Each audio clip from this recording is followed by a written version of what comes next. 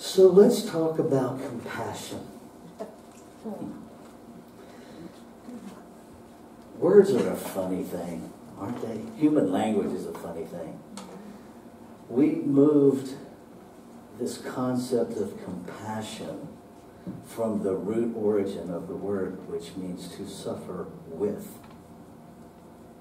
to mean pity, which there's quite a distance between suffering with and being way over here where I am a very distant, disconnected, looking down upon the situation, observer and offerer of pity. I'm going to go out on a limb and I'll preface it with maybe it's just me, but I don't like to be pitied. I don't know too many people who do. Because pity is predicated on an assumption that you're incapable, that you lack the capacity to change your situation. And that just ain't true. Now, are there things that happen outside of our control? Absolutely. Next time a tornado comes through your neighborhood, standing out in your yard going, stop, or I'll say stop again, probably not going to work. There are things outside of our human control. That's not what we're talking about. And we are pretty notorious in New Thought, which we have no exemption from that as science of mind, of doing spiritual bypass. And spiritual bypass, very simply, is that place where we misuse spiritual principle to remove ourselves from situations that we're uncomfortable with. It's also a place where we can get into this new thought, new age, spiritual guilt, shame, and blame of, well, what's in your consciousness that created that? And I'm pretty sure, we'll stick with the tornado example. I'm pretty sure if you're sitting at home watching TV, minding your own business, there's no part of you that said, man, my life is really great, love the calm weather. Let me create a tornado to blow my house apart. That's not how it happens. We live on planet Earth, and there are weather systems. We live on planet Earth, and there are other people. And sometimes your choices and somebody else's choices collide, and it creates an emotional tornado in your life. Okay. Sometimes two vehicles both back up at the same pace and unintentionally attempt to occupy the same space. In human terms, we call that a wreck. Now, is there the possibility in that scenario that somebody could have been paying attention at a higher level? Sure there is. Sure there is. But does it serve anybody to point that out in the moment? When your bumpers are connected and all of your internal things are going crazy because, you know, do I have insurance? Did I pay that? The insurance was due yesterday. Did I pay that? Oh my God, now I have a wreck. What is my husband going to say? What is my wife going to say? I told her I wouldn't borrow her car, but I borrowed her car. Oh my God, now what do I do? You know, all those things that are spinning. How much is my deductible? Do I have that much in the bank? That's not the time to point out to somebody, well, you know, if you just paid attention a little better, none of this would be happening. That's not compassion. Another place where we mistake compassion is righteous indignation.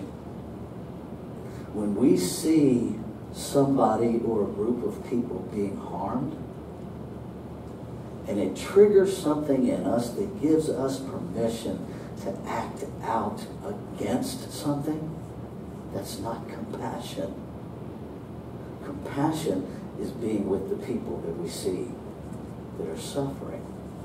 not to jump on our horse and ride in as the savior, as the hero, because really that's not about the person that's being wronged. That's about us being the center of attention.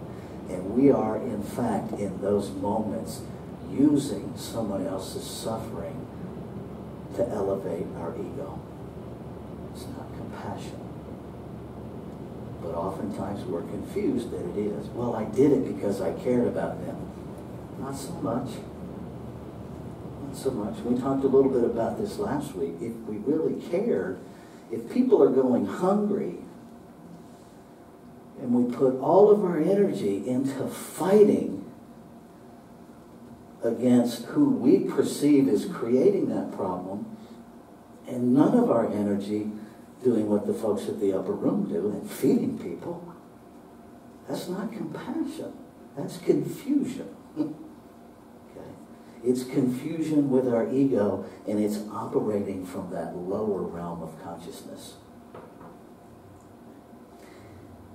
Compassion comes from first accessing our own Christ consciousness. We say in our faith tradition that Jesus is the example, not the exception. So everything that we see in the example of Jesus and how he lived his life is a call for us to stand in our divinity, to stand in our Christ consciousness, and to do those same things. And how easy it has become in this human walk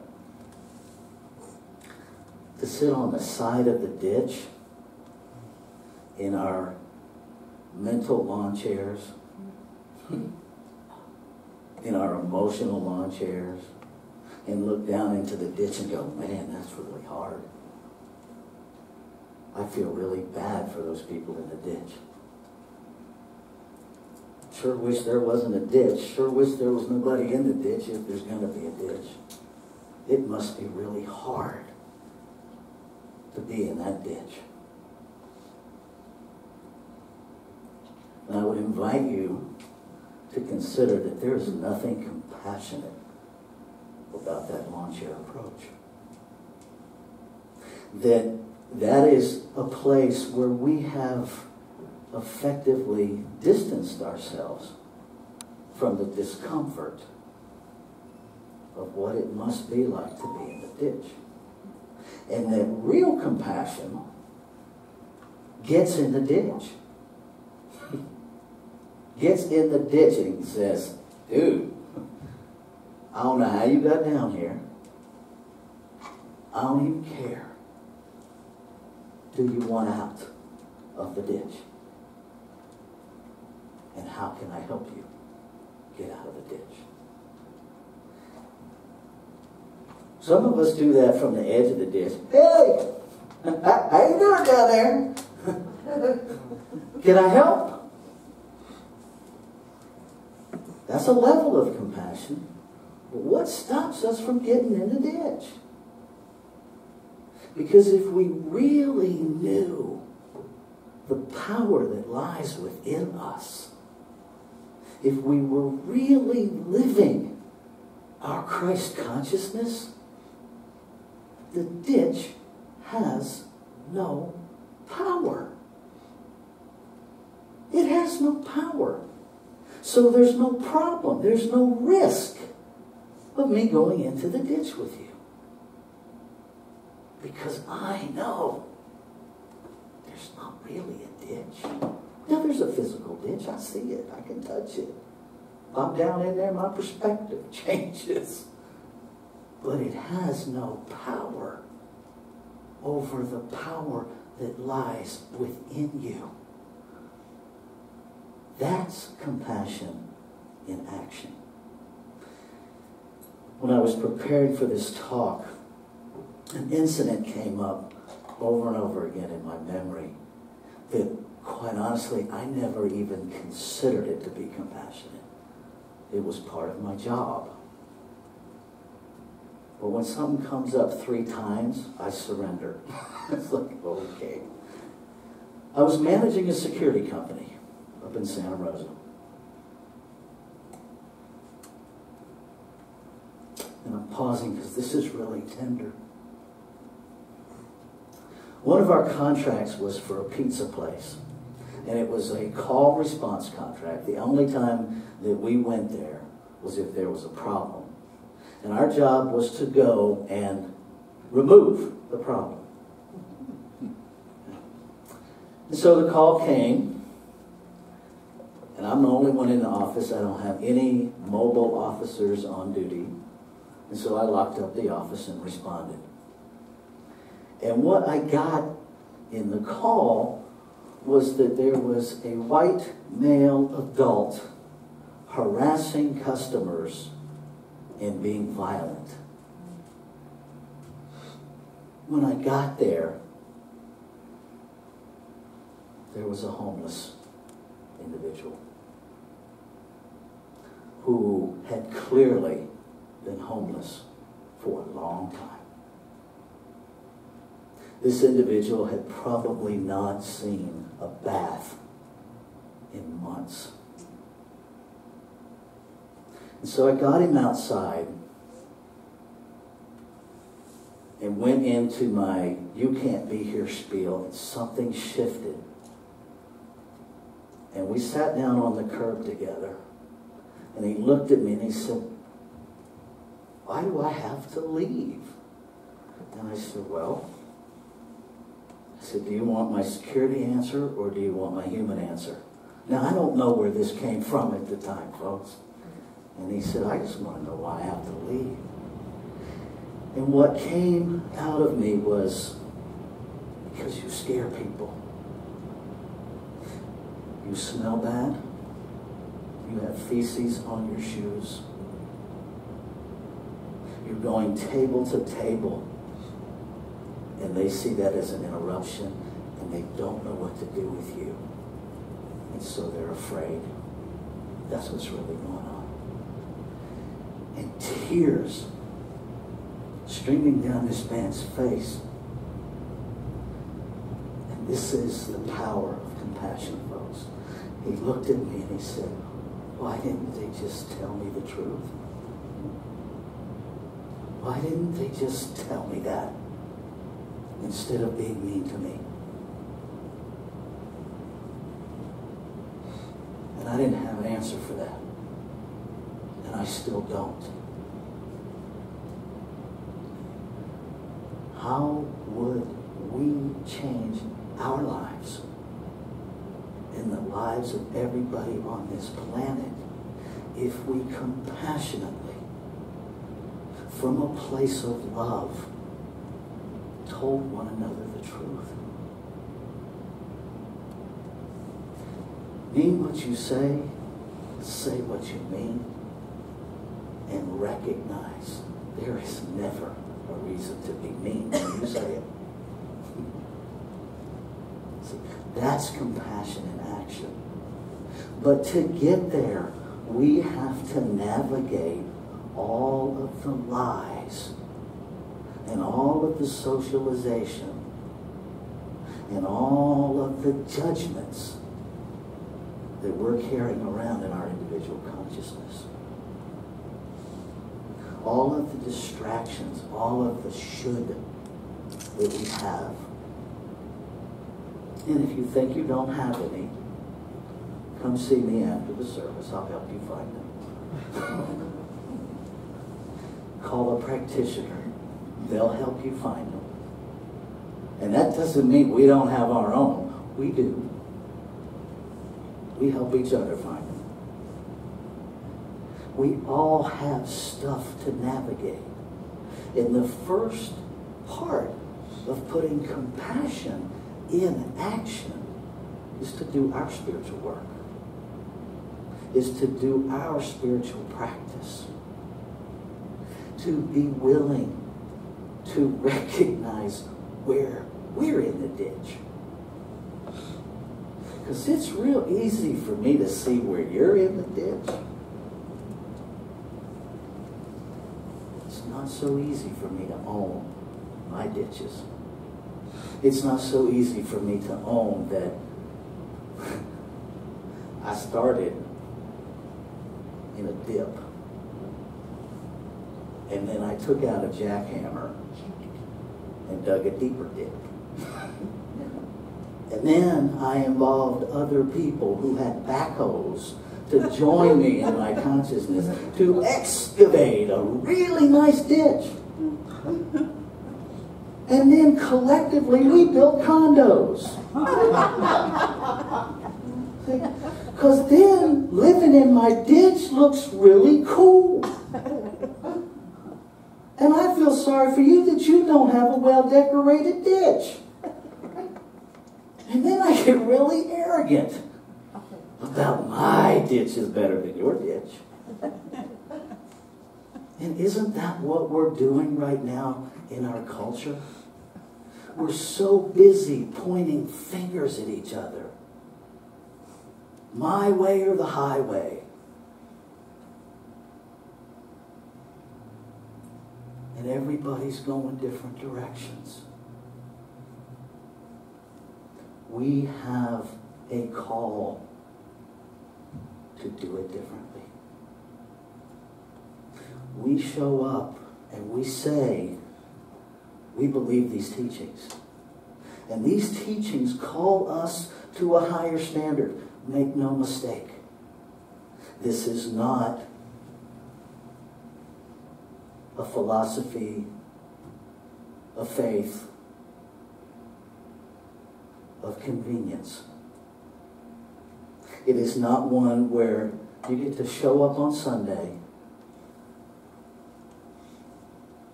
and absolve yourself of everything you did Monday through Saturday.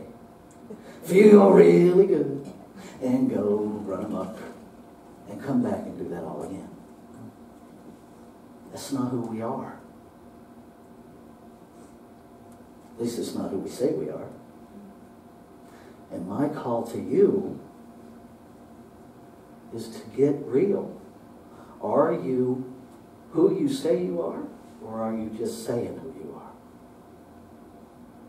are? Are you willing to intentionally, thoughtfully dive into your own discomfort and stay there until it's resolved? To ask that place of discomfort, what is mine to know here? What is the truth of my ditch? What belief is operating in me that created this ditch, that dug this ditch deeper, that built the condo, that made my ditch better than your ditch? And the Oscar Mayer song just fired off in my head.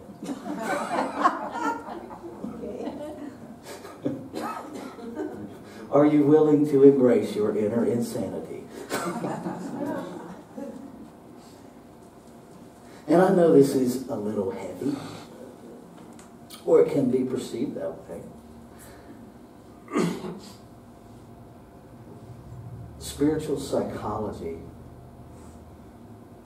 talks about compassion as what we are willing to attend to, which quite simply means, where are you putting your attention?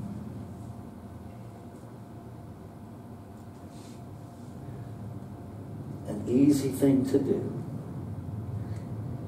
When you leave home, or leave here, when you're traveling from point A to point B, when you get to point B, write down everything that you saw between point A and point B. And then the next time you take that trip, see all the things you didn't see. You'll begin to see how little attention we're actually paying to our environment.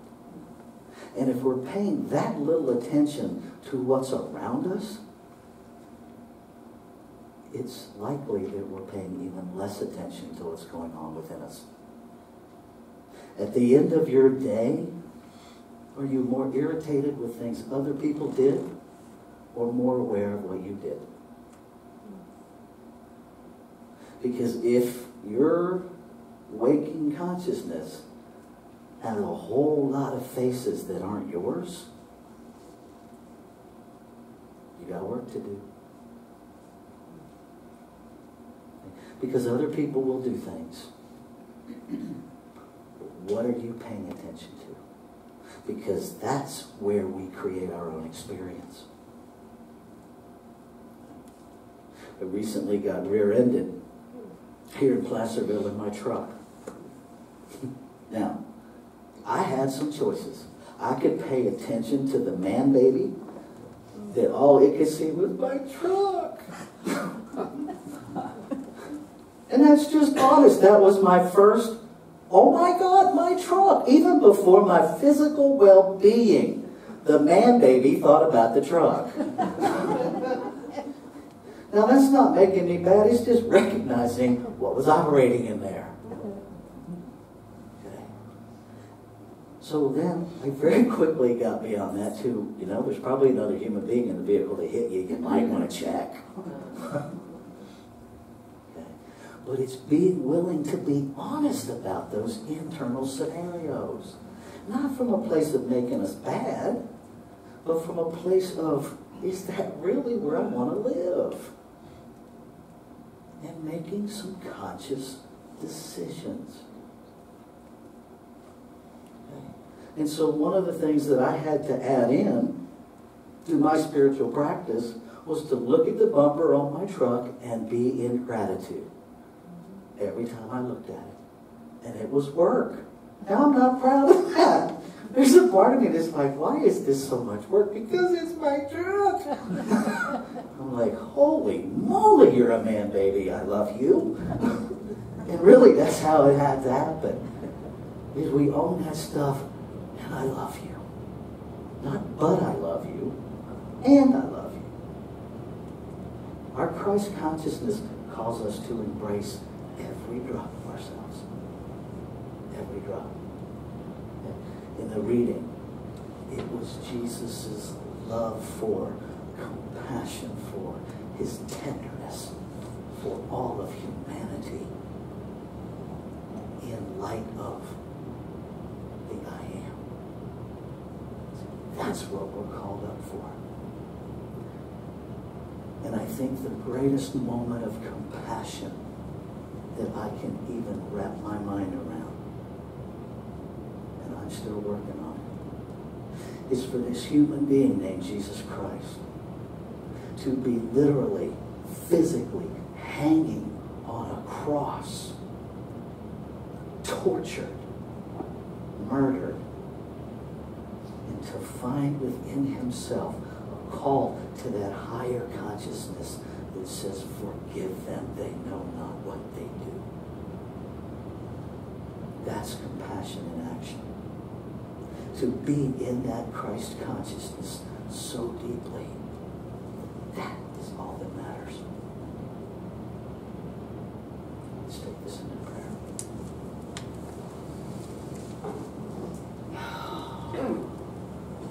So as I breathe, become aware of the breath in my physical being. I recognize it as the breath of life itself, breathing me. I recognize that this one source, whether we call it God, Father, Abba, Allah, Great Spirit, oneness, really has no bearing on the truth of it. It is simply a way that we individualize our understanding of it. Because it can never be encompassed in one word. Because it is. It simply is all. And in recognizing the allness of it, its presence in all life becomes undeniable. Undeniable. And so I claim that for all of humanity. A realization that we truly are one. not like each other, but we are each other. That place of consciousness that knows the depth of oneness. That as we each look through the eyes of the one, into the eyes of the one, we have a visceral experience of that oneness that defies human explanation. That says, I am to the I am. Because I am. Grateful for this opportunity to know the truth, to speak the truth, to stand in the truth. Grateful for everything that rises up in me that is calling to be transformed so that I can stand in a greater expression of my I amness. So that I can stand in a greater activity of compassion that does something. That is no longer content to distance myself, but that climbs with reckless abandon because there is no risk that I dive into the ditch, knowing it has no power. To sit in my own ditch and be with my humanity. To say, teach me, show me. And to know the truth of my being in that moment. And as I know the truth of me, I know the truth of all. So grateful. And so it is with this gratitude, from this gratitude, in this gratitude, that I release my word into the activity of love and law that made it so before I spoke. And I invite you to join me as we anchor this prayer by saying, and so it is.